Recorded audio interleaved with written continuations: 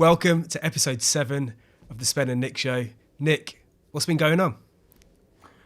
Well, great question. I think I've just been having a few technical difficulties, but finally we're good. We're good to go. I'm happy because tomorrow is the last day of the decade. Can you believe it? Actually, I'm really happy about it. It's been a tough, long old year. It feels so. I'm really happy to say goodbye to 2019 and welcome a new decade. The 20s is where it's going to be at. I think it's going to be an incredible decade for all of us, for everyone. The whole world's population is going to just be like growing and improving, and everyone is going to be amazing in the in the 20s. So yeah, super excited about this. We were just talking as well around goals for 2020. Yeah. And I think you had some quite interesting points that you were making around it. One that you said that normally people tend to take away rather than add in their goals. Do you want to talk a little bit about that? Yeah, I don't know whether this is entirely true, but I feel like a lot of people make New Year's resolutions based on something they want to change and take away out of their life. They want to eat less, therefore they want to diet, they want to lose weight, they want to quit smoking, they want to drink less. And a lot of those things about taking away stuff, I don't think necessarily lends itself really well to kind of building habits and sticking with resolutions. So I think it's much better to switch that, to flip that around and think about resolutions or goals being positive things that you want to add to your life rather than things that you want to take away. And that might mean that you have to take some stuff away naturally in order to kind of to be able to like fit things into your time, into your schedule, because there's always opportunity costs. But I think having that focus of like adding stuff rather than taking away, I think it's a little bit like having a restrictive diet. And when you think about restrictive diet, you're thinking about all the things that you're taking out of your diet. Whereas a better way to look at it is to think, well, I'm going to eat well, eat balanced, eat the right things for my body, and add things and think about all the positive things that you can add to your diet rather than things that you need to take away. And therefore, you have this positive mindset and positive mental attitude in order to try to stick to some of those resolutions and goals. I don't know. It's just a thought. I don't know whether it's true that everyone or a lot of people try to take things away or think about taking things away with resolutions, but it's just an assumption and a thought that I had. No, that's great. And it reminds me of this NLP, neuro-linguistic programming. I think I'm not sure exactly what you'd call it, a concept where you have move away or move towards, or move away or move towards. Yeah, that is right. Move away or move towards something. So some people might move away from a certain type of behavior or a certain bad outcome, whereas other people might try to focus more on moving towards a certain behavior or moving towards a certain type of outcome.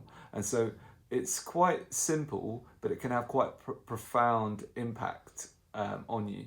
So like in this case, we're talking about with the food, some people might try to move away from having a certain type of food, and so yeah, that's cutting something out. And other people might think about moving towards, in terms of moving towards the new types of foods, like what you were saying that you were doing. And actually sometimes that can make you feel completely different as well, because it's almost like you're moving away from doing something bad can make you feel one way, but moving towards something that you want to get can make you feel a completely different way. And it can feel a lot nicer in certain situations to move towards, because you're focusing more on what you want rather than what you don't want. Yeah, absolutely. I think, a way to paint this out and paint the kind of as an example, a lot of people over the last couple of years have been talking about low carb diets or no carb diets even.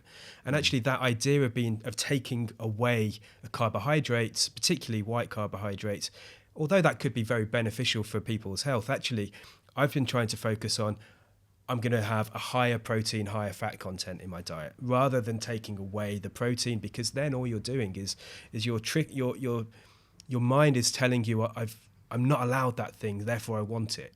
Whereas if you're going, I'm enjoying the high protein, I'm like, it's all about good quality whole grains maybe for your carbohydrates rather than the white carbs and processed carbs.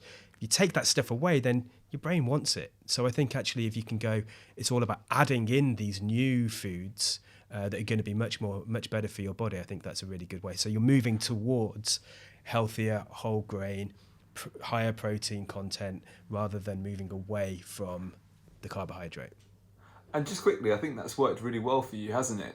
Because during 2019, you went on quite a strict diet for a while, but you were very successful in it, weren't you? Yeah, I've done a lot of experimentation over 2019. I went on a very low calorie, plant-based protein shake diet, essentially, with just completely vegan, just vegetables and these kind of protein shakes, soy-based protein shakes.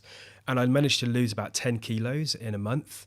And for me, whilst a lot of people might look at that and look at like a shake-based diet as a kind of thing that you go up and down and you can flip back and put the weight straight back on. For me, what this did was it was a catalyzing diet, which meant that I'd lost a lot of weight quite quickly, and then I had to sustain that over a long period of time, which meant I started to reintroduce food. And again, this positive mental attitude of going, right, now I'm going to eat this kind of food, now I'm going to eat this kind, and that reintroduction was a really positive thing, and it meant that I could sustain my weight really well.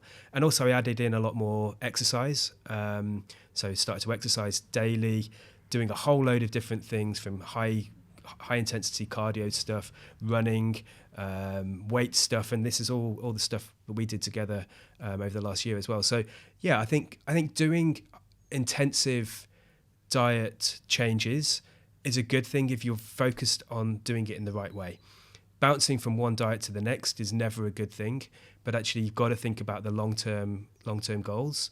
And this for me was about changing something that I knew that was going to take a couple of years for me to build up these habits and get my body kind of functioning in the way that it wants to, that I want it to, really. So I reckon I'm still at the start of this journey, but it's going really well. It's going really well. And actually, I thought this episode we were going to talk a little bit more about 2020 goals, but I think we could look a little bit backwards at 2019, and I'd like to ask you, do you know what your goals were for 2019? I knew I had some fitness goals, but I didn't really have any other goals around work or anything like that. One of my fitness goals was to be able to do a free handstand for 10 seconds. I didn't end up achieving that goal, but I did a huge amount to get towards it. And the reason I chose that was because I needed to do a lot of other stuff on the run up to that big goal. So it was about improving my strength, conditioning, my flexibility, my nutrition and weight as well. It didn't quite get there, but that doesn't matter. It wasn't about the important thing for that wasn't about hitting the goal. It was about everything, all the micro steps up towards hitting that goal. Other than that, I don't really know. I've never really been great at kind of making resolutions, sticking to them, writing them down, reflecting on them. And I know some people do this incredibly well and benefit massively from it. So yeah, I don't know. What about you? Did you set goals and resolutions? Well, I touched on it a little bit in the last episode when I mentioned that I had a call with Thomas Power, and he said to me I need to be creating content regularly. Yeah. And so at the beginning of this year, what I wanted to do was try and do a piece of content every day, or video content every day. And I was fairly successful in January. I produced around 20 videos in that month, although I didn't produce like 30 or 31 or whatever. And so that was pretty good because I produced some good content. But actually what I think, again, in the same way as with your handstand, is it wasn't so much about producing a piece of content or video content every day. It was more about the process and the learning that happens around it and the personal growth that happened. Because I learned so much from the content that I did produce, and I got so much more confidence. Because you have to do stuff to be able to learn. Even if you fail, you learn more in the failure than you do from doing nothing at all. And from doing the video content that I've done, and even from these podcasts that we're doing, they're not perfect, but we're definitely learning loads. And we're improving. Sometimes we're going back a little bit, but we're improving every episode. I've learned so much, and already I can see how it can improve my own personal video content as well that I want to produce in 2020. So yeah, looking back in 2019, it was to make more video content, ideally every day. I didn't achieve that, but I did achieve making loads more content. And I think the most important thing from 2019 was that I got the confidence to really smash it out in 2020 and produce way more content. Yeah, I think that's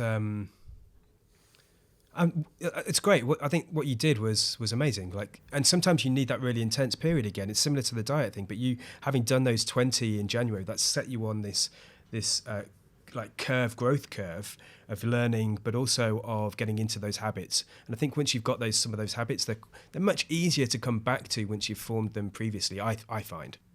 So I think some people get worried when they don't hit the goal that they're looking for because they've put a specific number against it. I remember hearing something by, I think it was Jason Fried from Basecamp, and he was talking about how he was running a huge amount, and he set himself the goal of running like a mile in, I don't know, 5 minutes or something like that, or 4.5 minutes or something, really quick. And he didn't do it by a couple of seconds, and he was like really beating himself up. And then he realised that, like, why on earth does it matter about these couple of seconds? Why am I really frustrated that I'm not hitting a goal because I put a specific number on it? And then he dialed it back and he started to enjoy running much more and actually ran a lot more and a lot quicker as well. And I think sometimes we have this tendency to try to hit the number that you've associated with a goal, and there if you don't, you beat yourself up and you get depressed. And I think that's only a negative thing. Numbers are okay, metrics are a good thing to strive towards, but actually you've got to have that balance of why you're doing it, what it is that the reason that you're doing these things. And so focusing on the learning is a key thing, I think.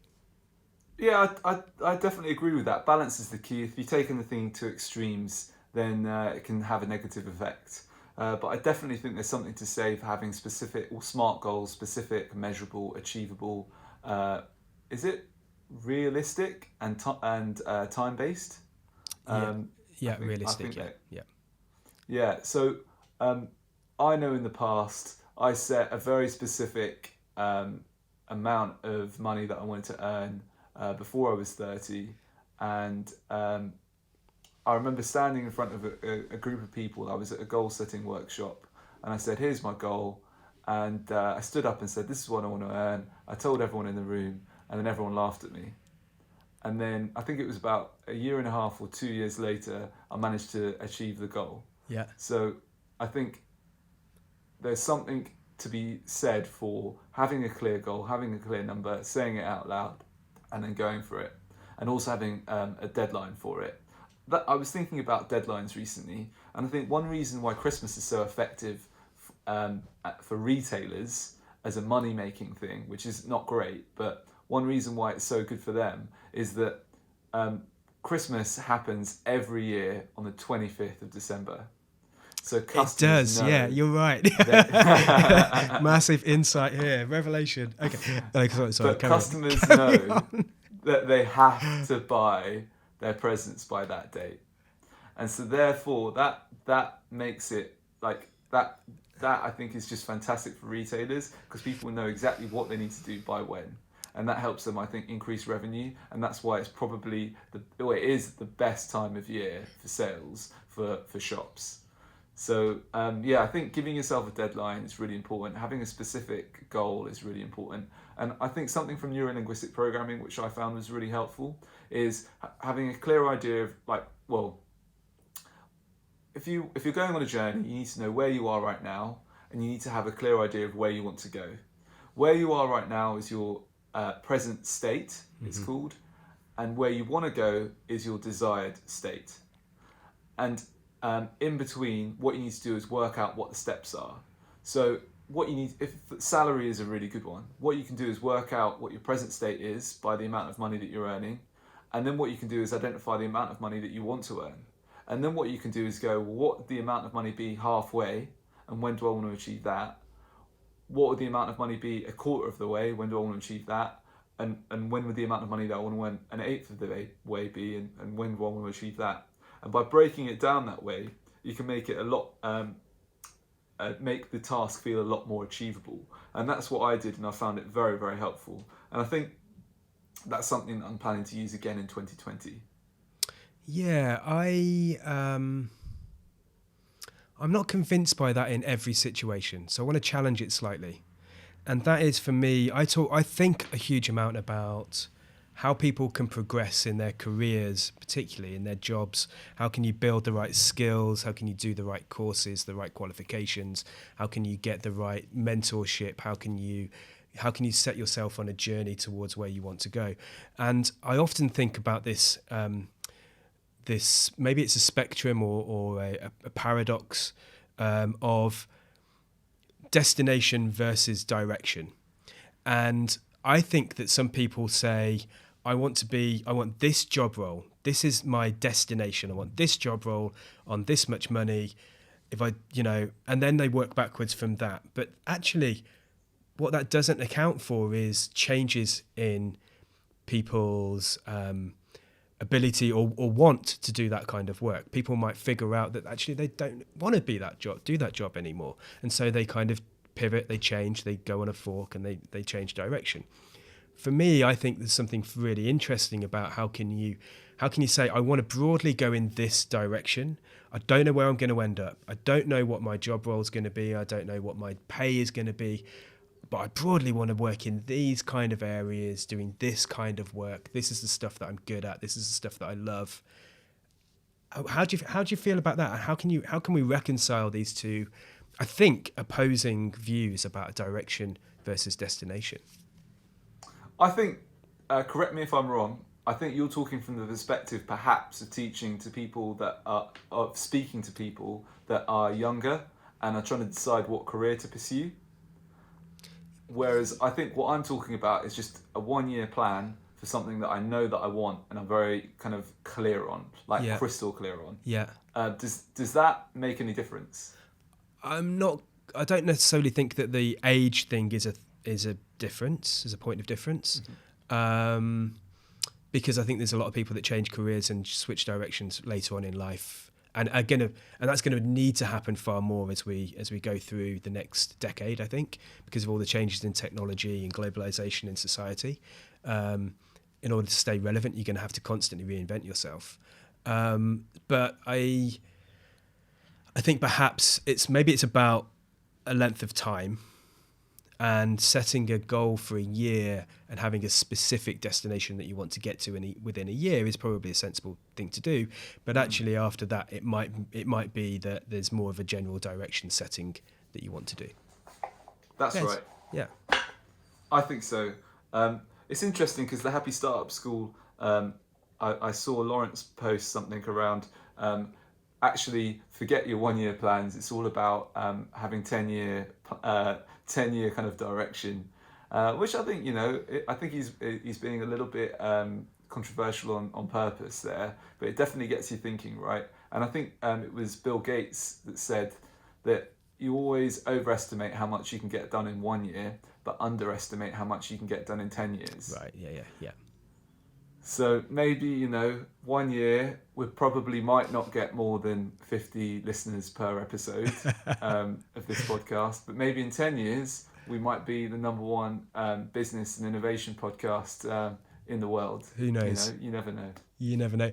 Actually, and on that, so let's talk specifically about some goals or some objectives that we want to achieve in 2020. And I think starting with the podcast is a really good one.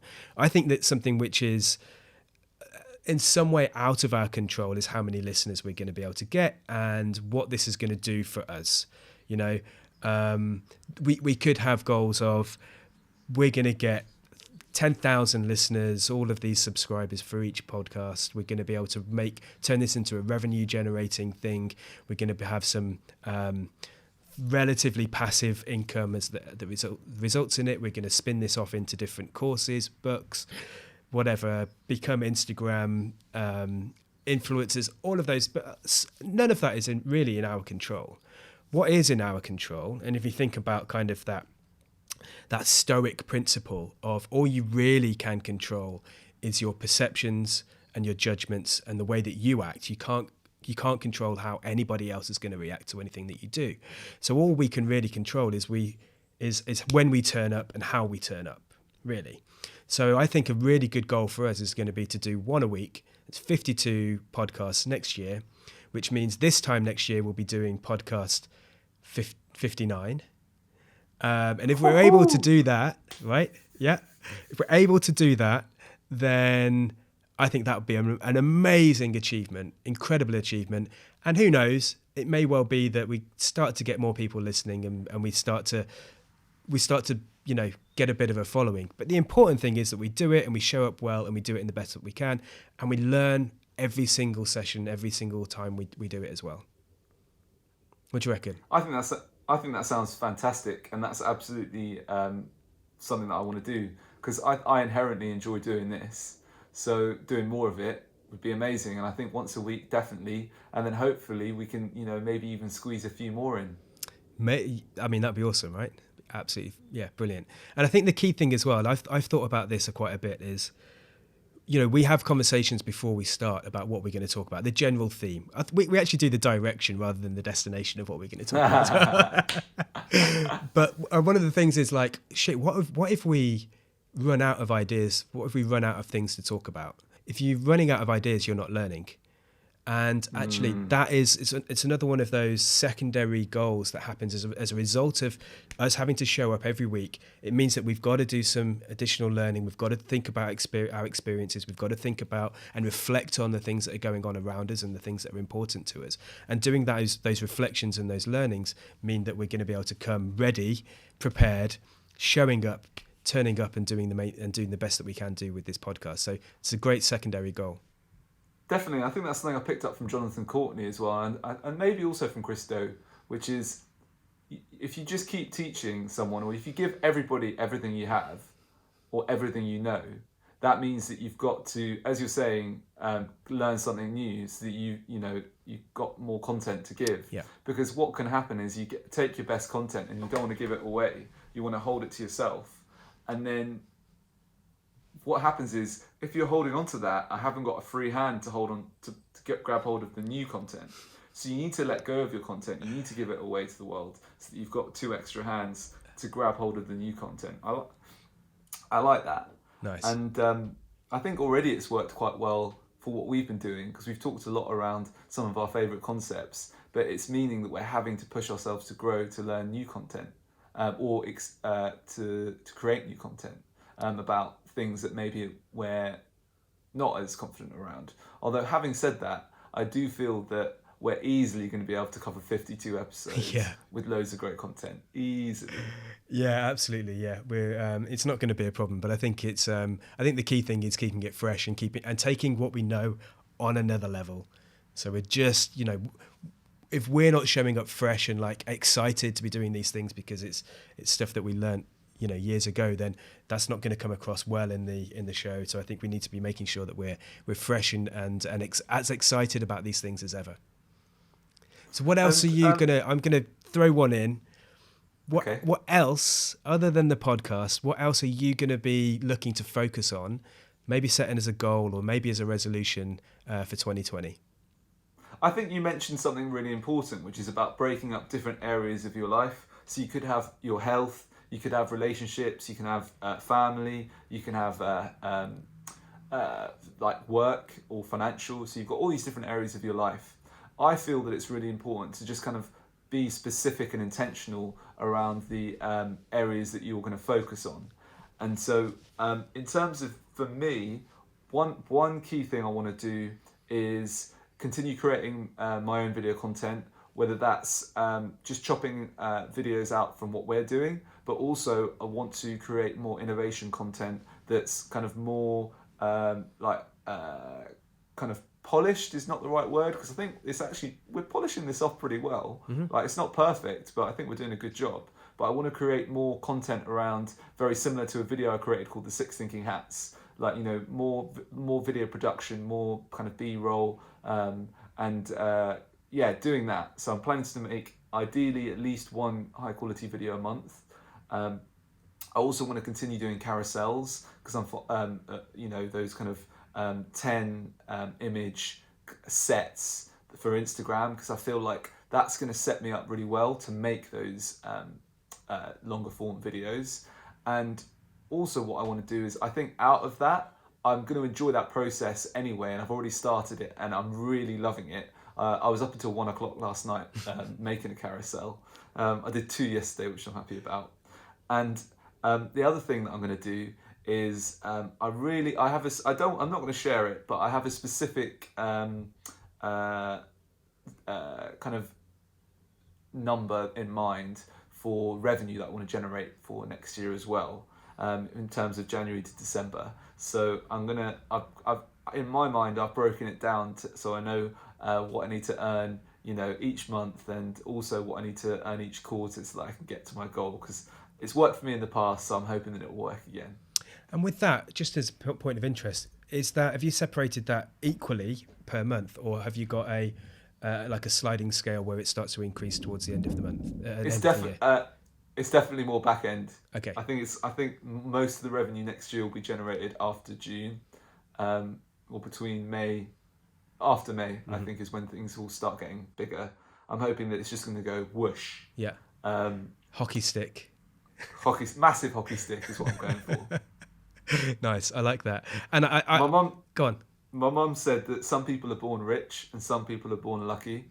I think I'm definitely in the second group there, the lucky camp, and I feel that I should have a lot of luck happening in 2020 for that hockey stick. How about you're making your own luck? I think that what I feel is that you're putting yourself in a position where you're making luck happen to you, and that if you're not putting yourself out there, if you're not putting yourself in a position where that kind of that good stuff can start to happen for you, it's never going to happen. So I think what you're doing, all of those goals and all the things that you're focusing on, means that you're much more likely to hit some of those and achieve what you're looking to achieve by putting yourself in the right position for it. I love what J Balvin, the Colombian reggaeton artist, said. Okay. He's absolutely exploded. He's gone from being nowhere, just being from the second largest city in Colombia, not that many people knowing about his name, to being famous in Colombia, to taking reggaeton music, which is a Latin music, Spanish speaking, and taking it global, to having like some of the most viewed YouTube videos and most listened to Spotify songs in the world. He's a really famous guy, even English speaking world listening to it, Spanish music, which really hasn't happened for Absolutely. A long time. And what he says is, I do believe in miracles, but you have to make them happen. And I think that's absolutely the same thing around luck and making your luck. Absolutely. So yeah, I believe in miracles, but I'm going to be making them happen. Mate, I think that's a really nice place to wrap up. What do you reckon? I think that's fantastic. Yeah. Lovely episode. A little bit different to what we've done in the past. Yeah. But yeah, I think a good one for the listeners as well is think about what's your plan for 2020. Are you going to be setting a very specific, measurable, achievable, realistic and time-based goal? Or are you going to be more just thinking about a direction that you want to move in? And what area of your life are you focused on? Are you focused more on your health, on your relationships, on your work, finance, spiritual, or another area? I think there's some good things to think about. And we would love to hear any comments, any thoughts about that, but also about anything that we're doing. Any comments about the kinds of topics that you'd like us to cover, maybe. I think that would be really interesting to hear as well. There's loads of ways that you can get in touch with us. If you're listening and watching on YouTube, you can do it obviously in the comments right there. You could also get in touch on Instagram, The Spencer Ayres and Nick Himo on Instagram, or on Twitter. I'm Spencer Ayres on Twitter. You're Nick Himo on Twitter as well, I think. Bunch of ways you can do it. Let's just get in touch, and we want to hear more people chatting and bring some of that into the show as well. That'd be great. We could be the Ask Nick and the Ask Spen and Nick show. We should do that. We should do an Ask Me Anything or something. Yeah, we should do an AMA. Yeah. When maybe when We've got some people that are asking questions. And people listening. yeah, exactly. Okay, nice one, bro. Fantastic. So, thanks everybody for listening, and looking forward to seeing you next time. Yeah, have a great new year, and everyone have a raise a glass to 2020. It's going to be incredible.